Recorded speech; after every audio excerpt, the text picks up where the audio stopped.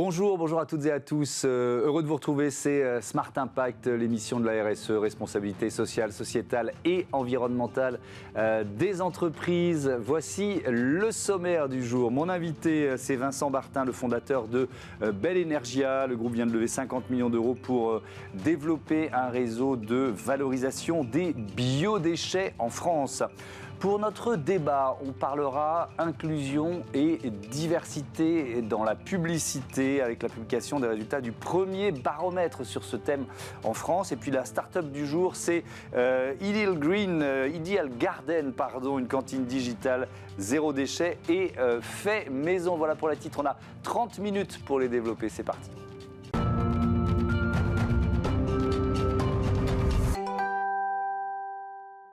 L'invité de Smart Impact, c'est donc Vincent Bartin qui est avec nous en visioconférence. Bonjour, vous êtes le président fondateur de Belle Energia. Avec vous, on va parler énergie renouvelable, valorisation des biodéchets. Belle Energia, vous l'avez créé en 2011 avec Jacques-Édouard Lévy.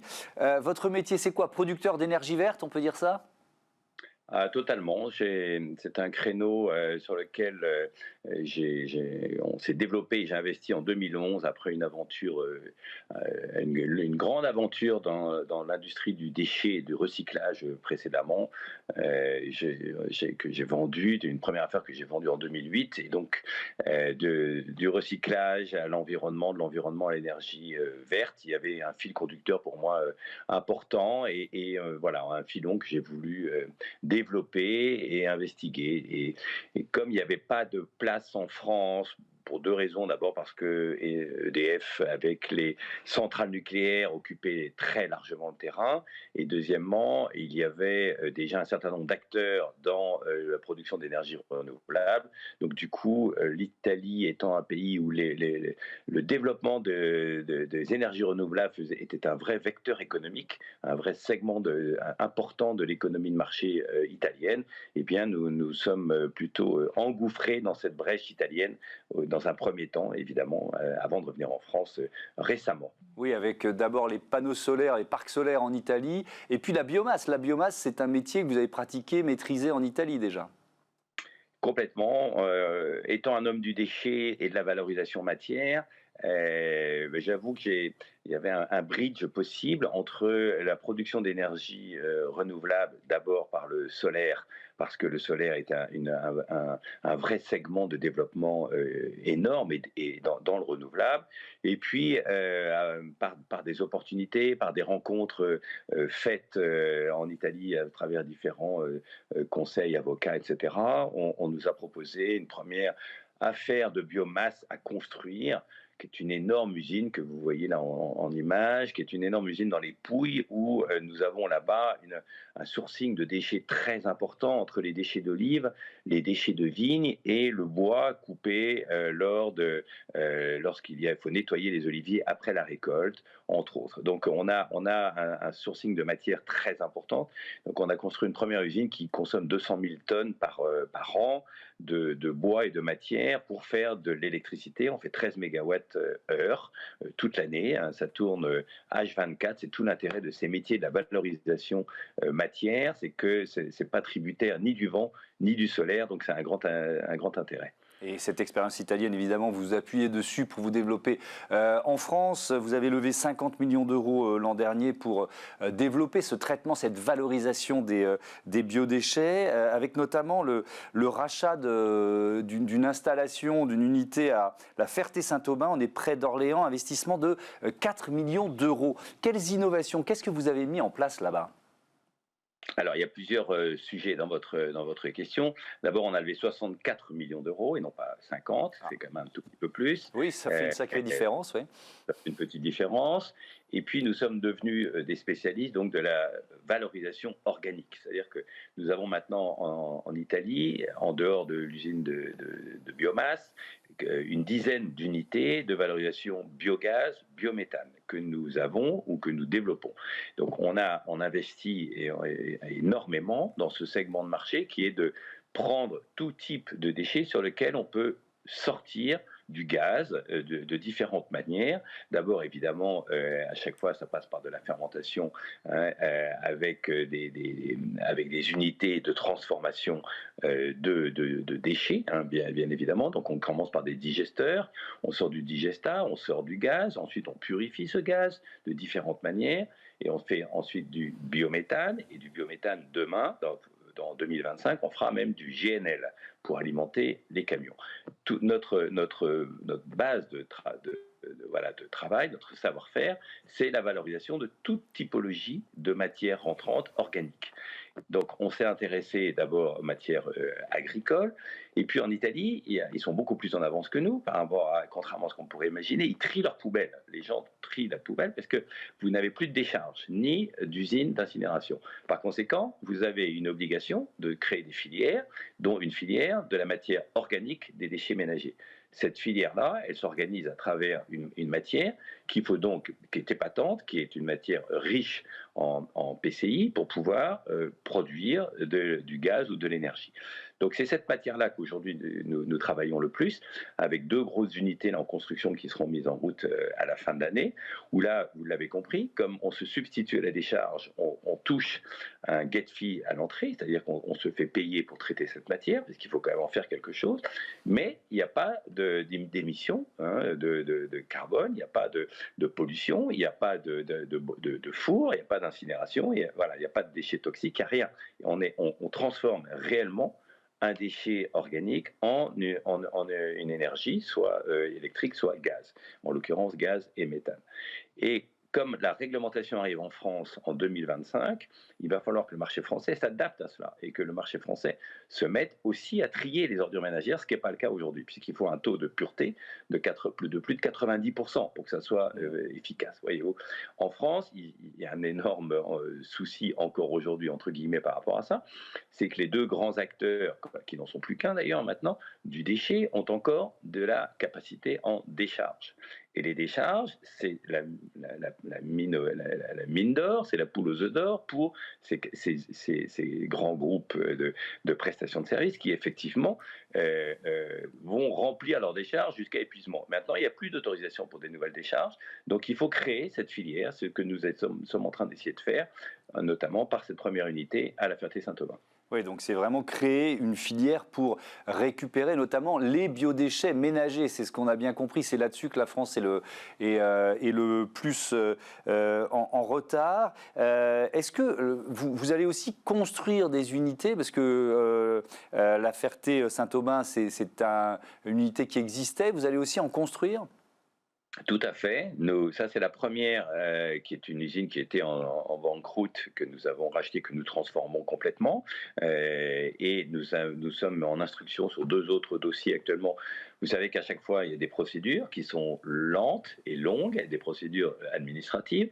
Donc, nous avons 2 autres dossiers actuellement en préparation, en instruction, un dans la région de la Sarthe et un autre dans la région Rhône-Alpes, pas très loin de Lyon, sur lequel nous espérons bien sûr être prêts d'ici 12 à 18 mois, de façon à pouvoir commencer à répondre à ce marché-là. Oui, vous parliez de la filière à créer, ou en tout cas à développer rapidement. Celle justement sur la récupération de nos déchets ménagers, c'est la plus compliquée à mettre en place?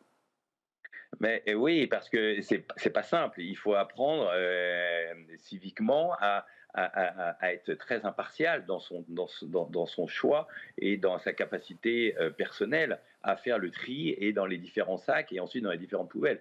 J'étais en Italie encore la semaine dernière où j'ai fait un grand tour pour voir des unités.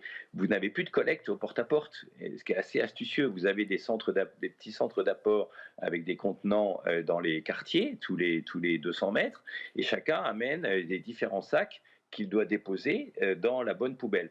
Moyennant quoi, vous n'avez plus de collecte, donc ça coûte moins cher, puisqu'il n'y a plus de collecte des collecteurs, des éboueurs, hein, entre guillemets. Mais par conséquent, il faut un devoir civique pour trier très correctement la fraction organique, dont la partie fermentescible, qui sont vos épluchures, qui sont les produits de consommation fraîches qui ne sont plus frais, etc. Donc c'est une fraction qui est assez lourde, qui représente, d'après les statistiques du gouvernement français, 350 millions de tonnes en France. C'est considérable, tout confondu avec le monde agricole, dont 17 millions d'ordures ménagères. Donc c'est considérable, rien que cette fraction-là. Et cette fraction-là, en 2025, avec les dispositions européennes, la France n'aura plus le droit de les mettre en décharge. Voilà.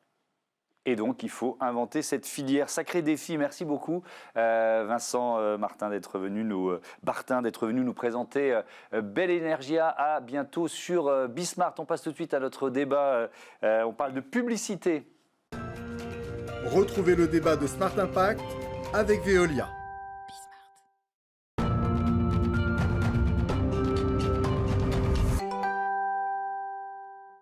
Inclusion et diversité dans la publicité, voilà le thème de notre débat. Je vous présente mes invités. Anne-Lise Tourcel, bonjour. Bonjour. Bienvenue, vous êtes directrice des expertises médias et créatives chez Kantar France Inside Division. Et puis Luc Wise, bonjour. Bonjour. Vous êtes le fondateur de The Good Company. On va découvrir ensemble les résultats de ce premier baromètre inclusion et diversité dans la publicité en France.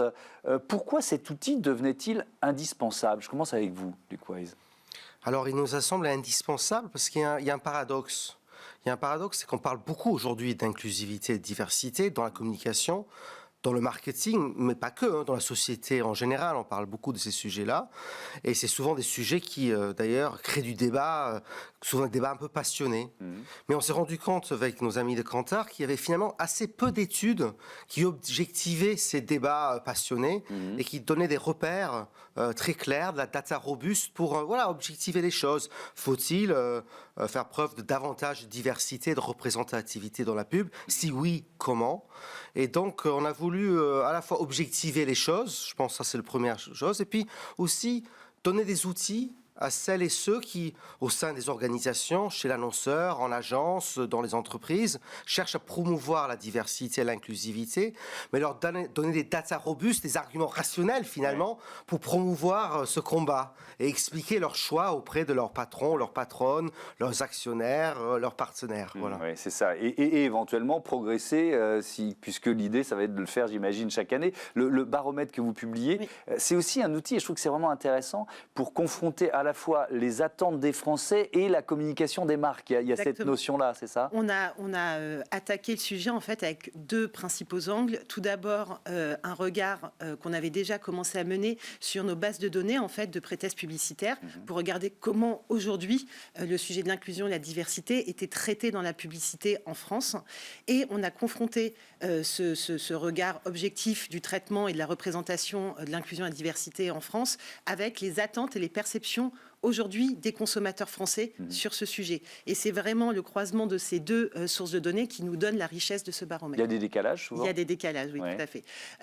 On va voir que dans le baromètre, ce qu'il va nous montrer, c'est qu'effectivement aujourd'hui, les consommateurs français attendent plus d'inclusivité, plus de diversité dans les représentations publicitaires. Ils l'attendent vraiment, ils sont 72% à nous le dire.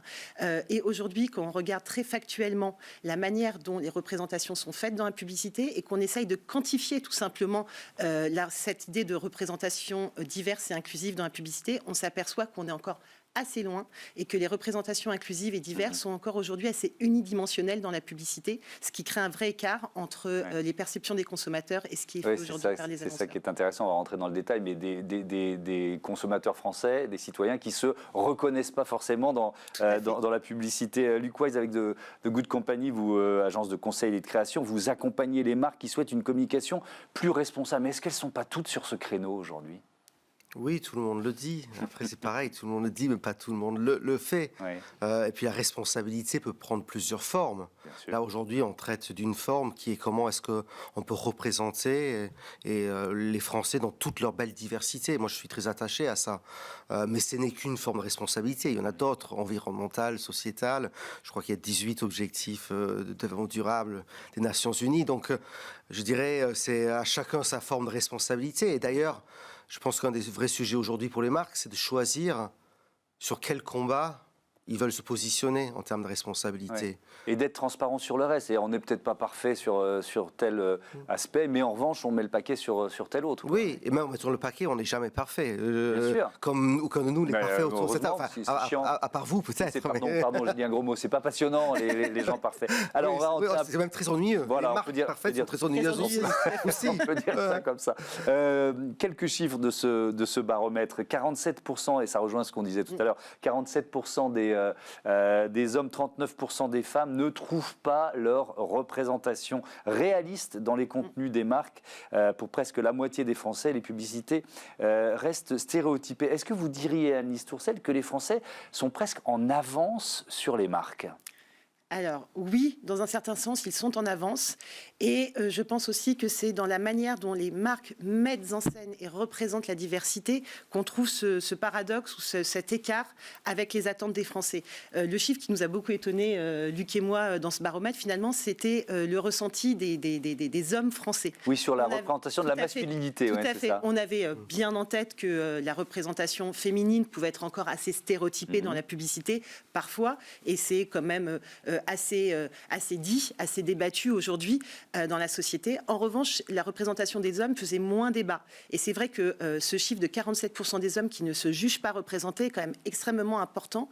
Et on voit qu'on a encore, quand on s'est attaché à essayer de comprendre ce chiffre, on voit aujourd'hui que dans la publicité, là encore, on retrouve des stéréotypes de la masculinité. Toujours aujourd'hui, l'homme est toujours soit le businessman qui réussit absolument tout ce qu'il entreprend professionnellement, soit le grand athlète, hyper sportif, très musclé, etc., soit alors encore un peu le sex symbole. Or, en fait, aujourd'hui, un homme, une femme, une personne non genrée, elle n'est pas unidimensionnelle, elle est multidimensionnelle, elle a plusieurs facettes. Elle peut être très bonne professionnelle et en même temps très bon père de famille ou mère de famille. Et c'est cet empilement ou ce croisement de différentes facettes qui va donner la richesse de la représentation. Et c'est là où encore aujourd'hui les annonceurs ont plus de mal dans leur représentation. Mais effectivement, et d'ailleurs on voit que certaines marques, ils sont identifiées par les Français comme plus audacieuses en matière de diversité. Alors celles que j'ai trouvées dans l'étude qui sont citées spontanément, c'est Benetton, c'est Dove, mais ça c'est la prime à l'ancienneté d'une certaine façon. Oui, je pense que c'est deux choses. Enfin, moi, ça m'interpelle. C'est la prime à l'ancienneté, c'est aussi le prime à l'audace. Ouais. C'est-à-dire que c'est deux marques qui ont osé à un moment donné. À un moment où les autres n'osaient pas. Osaient pas. Et pour ça que je parlais d'ancienneté. Ouais, puis ils ont été beaucoup critiqués. Pour les plus anciens d'entre nous, on se souvient de Benetton, on disait ça marchera jamais. Dove, je me souviens en 2004, à Cannes, il y avait des discussions lors du festival, on disait voilà, ils ont gagné les prix, mais dans 6 mois c'est fini. Cette idée de montrer des femmes un peu plus girondes, un peu avec des morphologies différentes, c'est très sympa pour gagner des prix publicitaires, mais ça ne vendra pas un seul savon ou gel douche en plus. 20 ans après, ils sont toujours sous le même créneau et leur chiffre d'affaires a été démultiplié. Donc c'est le prime à l'audace et je pense que ça c'est le premier point par rapport à ces deux marques-là. Et le deuxième point, c'est dire aussi aux marques aujourd'hui, il faut être audacieux parce que vous en tirerez les bénéfices aussi. Moi, ça me frappe quand même qu'il n'y a aucune marque qui émerge de manière aussi saillante que Benetton ou Dove. Quand on demande aux Français quelles sont les marques qui font la promotion de la diversité et de l'inclusion, ils nous citent des marques qui ont pris ce créneau il y a des décennies. Donc c'est-à-dire qu'il y a quand même beaucoup de place à prendre encore. Alors on va donner un exemple de publicité, celle de la Massif. Regardez un extrait. Quand je suis avec la Massif, j'ai pas l'impression d'être numéro 7, 8, 9. J'ai l'impression d'être Sonia. Ils n'ont pas d'actionnaires à rémunérer, donc ils peuvent avoir des tarifs qui sont plus compétitifs que les autres. Il y a un concept derrière de mutualité, de solidarité. Et c'est aussi pour ça que je suis à la Massif et pas dans une autre société d'assurance lambda. J'ai 40 ans de Massif, je peux la faire, la pub. Luc Wise, moi ce qui me frappe, parce que quand j'ai lu le baromètre, la difficulté et le défi pour une marque, comme on parle de diversité, on parle de variété parfois très fine dans la perception par les Français, femmes ou hommes, de leur représentation, c'est de choisir une seule pub ou un seul représentant. Là, ce qui est intéressant, c'est qu'ils sont nombreux autour de la table déjà, et puis ensuite, ce sont les vrais sociétaires. C'est pour ça que vous, entre guillemets, il y a plein d'autres marques que vous citez, mais vous dites que c'est un assez bon exemple à suivre. Alors, je dis que c'est un assez bon exemple parce que c'est l'Espérance de Good Company qui l'a fait. Donc forcément, je suis un peu jugé parti sur ce coup-là. Mais ce qu'on... C'est bien de le dire, d'ailleurs. Voilà, je précise de manière déontologique, mais non, mais c'est un bon exemple parce qu'un des enseignements qu'on a eu en faisant l'étude avec Kantar, c'est que l'authenticité du casting est très important. Ouais. Alors après, on peut prendre des acteurs, c'est une possibilité, avoir un casting très authentique en utilisant des acteurs. Moi, il y a un truc que j'ai remarqué en tant que professionnel, et c'est en train de changer. Mais pendant longtemps, d'ailleurs quand on a créé The Good Company il y a 3 ans, il fallait vraiment se battre avec les boîtes de production, les boîtes de casting, pour avoir des castings diverses, pour la bonne et simple raison qu'il n'y avait pas de demande. Et comme il n'y avait pas de demande, il n'y avait pas d'offre. Et donc quand vous demandiez des acteurs ou des actrices d'origine maghrébine, africain, asiatique, il n'y en avait pas parce qu'il n'y avait pas de demande. Les choses sont en train de changer. Ça, c'est au niveau des acteurs professionnels. Au niveau de la Massif, c'est un peu différent. C'est-à-dire que là, le casting, c'est un peu la forme qui épouse le fond. La Massif est une mutuelle où la parole de chaque sociétaire compte. Donc c'était naturel finalement d'avoir un groupe de personnes vraies pour représenter finalement la réalité de l'entreprise, qui est une entreprise qui est finalement gérée par ses sociétaires, par ses assurés. Mais c'était un défi aussi d'accoucher de cette parole vraie. Mais on a voulu effectivement montrer toute la diversité du sociétariat de la Massif avec beaucoup d'authenticité. Et c'est toujours ce qui est le plus difficile d'ailleurs. Vous proposez aussi un zoom sur le secteur de la distribution, de la grande distribution. Il en ressort quoi? Alors c'est peut-être plutôt un peu de retard, c'est ça, dans ce secteur-là? Encore un petit peu de retard. On a mené, pour quantifier justement et essayer d'objectiver les choses et confronter la perception des consommateurs avec des chiffres très objectifs, on a injecté, avec un partenariat avec une société canadienne qui s'appelle Alteai, on a injecté 5000 publicités de ce secteur dans l'algorithme de cette société et qui allait quantifier très précisément le nombre de publicités qui avaient des personnes issues de la diversité, le nombre de femmes, le nombre d'hommes, le nombre de personnes jeunes, moins jeunes, seniors, le nombre de personnes avec un handicap visible. Et ce qu'on peut voir dans ces secteurs, effectivement, c'est quand on confronte la quantification issue de cette analyse avec les données de l'INSEE, basiquement sur la population française, on a encore des très gros écarts, notamment en termes de représentation des plus seniors et de représentation des handicaps visibles ou non visibles. Alors là-dessus, et c'est pas seulement dans le secteur de la distribution, hein, c'est représentation du handicap dans la publicité. Je rappelle, on l'a dit il y a peu de temps dans cette émission, d'ailleurs 12 millions de Français en situation de handicap. Et l'étude montre que seulement 9% des Français disent avoir vu une publicité montrant une personne handicapée. Mais alors, ça c'est la perception. Et quand on quantifie, mais si on quantifie, on est à 1%. Donc, en arrondissant le chiffre oui, donc à l'unité supérieure. On est plutôt en dessous. Alors, vous parliez d'audace, c'est peut-être là-dessus qu'on attend l'audace des marques. Oui, moi je pense que l'audace, en fait, finalement, l'audace, c'est juste de faire les choses normalement, je trouve. Et presque, je préfère le mot représentativité à diversité ou inclusivité. Je pense qu'il y a juste une première étape, c'est de juste montrer les Français et les Françaises tels qu'ils sont. Et tout à l'heure, vous posiez la question de est-ce que la publicité est en retard par rapport à la réalité? Les publicitaires ont tendance à dire oui, nous on est en avance sur les tendances. Je ne suis pas d'accord. Je suis pas d'accord. Il suffit de sortir aujourd'hui dans la rue et on voit plein de gens avec des sexualités différentes affichées, de personnes en situation de handicap. Et on ne les voit pas dans la publicité, ils sont invisibilisés. Et je pense que l'audace, c'est déjà de faire la norme. Et ça devrait être la norme de montrer les Français, les Françaises tels qu'ils sont. Ce qui n'est pas le cas aujourd'hui. Ouais. Merci beaucoup. Merci. C'était passionnant de découvrir ce baromètre de l'inclusion et de la diversité, de la représentativité, on pourrait l'appeler comme ça. On passe tout de suite à Smart Ideas, une start-up à l'honneur comme tous les jours.